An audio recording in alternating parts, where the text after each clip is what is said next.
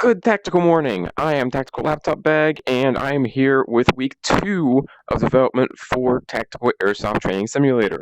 So, I started off this week by completely cleaning up the code that I had made for this handgun here, because when I originally created it, it was completely prototyped. It was everywhere. It was quite a mess, but I have made an inheritance system so that way I can easily add different types of weapons in the future. So everything works just like before, and I also do have placeholder sounds, which was me just doing the actions that you see here, but in front of a microphone. I don't have time to do any Foley right now, so I'm just going to deal with that until I finally get around to making the sounds better. So it works exactly the same, however, one bug that has been added, unfortunately, it may have been fixed. No, it may have been fixed. I don't know how I fixed it, but it wouldn't release the slides sometimes, and that would just cause all sorts of issues. So I'm going to put that down because that is not our focus right now. Actually, one other thing I did fix is you can pull the trigger to hold it, and it won't discharge. Alright, but that was not my focus. My focus after that was making this rifle right here. Oh my dear, what are all of these blue things? Well, I'll get to them in a second. But this is an A&K ACR MASADA. And this is my rifle that I use, and it's a great gun for that long range stuff. But it's just like before, it's got a golden magazine, you stick it in there. Since this is an AEG, you don't need to like chamber anything or anything. You just put the magazine in and you're ready to fire. Now, what is the thing that has taken the most amount of time this week? Literally for 3 days I had been working on this because I had no clue how to do this, is getting two-handed interaction down where you can grab the front and you'll be able to aim and fire. Now, this proved to be a lot more difficult than I expected, and I ended up having to look at Valve's longbow prefab and actually learned quite a bit. So all of these blue stuff, this blue stuff here, these are all references that I use. So like these right here for the magazine, so when you eject it, it just moves it down to this reference. And then when you put it in, it moves up to that reference on the top for locking the magazine in. And this reference, the sphere right here above my hand, is the pivot of the gun. That is where all of the gun moves around, or rotates around at least.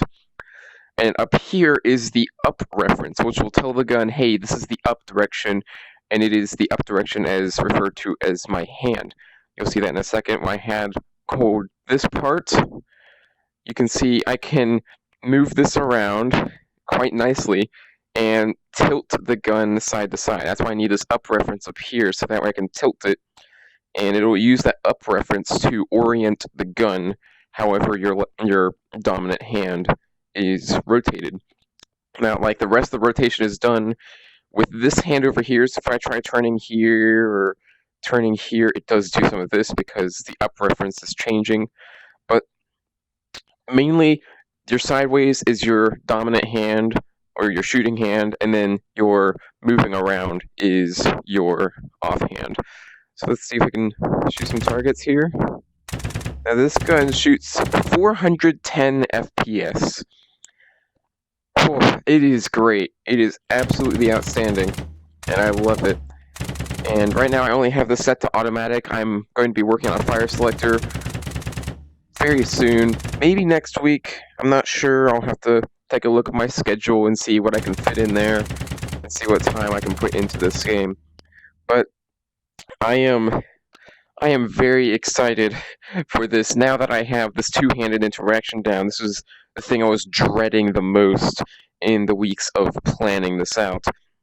Now, of course, one bizarre bug that has surfaced out of nowhere is, so you see, with this gun here, I can control individual fingers, like so, and I can control my thumb. And the hand does not move when I move the thumb. Only the thumb moves. Well, for some reason, I have no hand control over here, and when I move the thumb, it moves the entire hand. I don't know what is going on. And also, I have the pose set here, but for some reason, it's just, I don't know, like, this is how I have the pose set, like this, so that the finger's right on the trigger. When you pull it, it actually looks like you're pulling the trigger. But instead, it rests it, like, in front of the trigger, which, it's a minor detail, honestly, but it is something that needs to get fixed, because that does break quite a bit of the immersive quality of VR. So, one bug that has come up from making this automatic, I did not think this through. It's a very simple fix, but it's much like what this had before. If you pick up with the trigger, it will just start firing. All I really need. Oh, did you see that? It came out. Yeah, it's coming out the barrel sideways. It's probably just spawning too close to the end of the collider. But anyway, so all I really need to do is just make a bool that says, "Hey, wait for the player to release the trigger and then start accepting input." So yeah, that is honestly all I have for you guys. Like all of this week's work has been put into this two-handed interaction here. I needed it to feel good, or else the whole game was just not going to feel good at all. But it feels great, and I'm loving it. And oh man, it is great. I'm thinking I'll probably make like a hand that'll just hold it up here. And you know what? I think I might just have a hand down here that's just stuck to the grip, because when you're moving this around, it does it does look a little weird like that.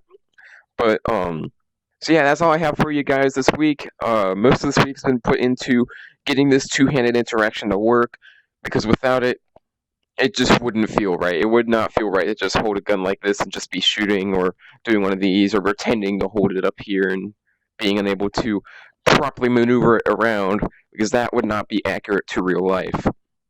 But I hope to get some targets, scenes put up next week, if not the week afterwards.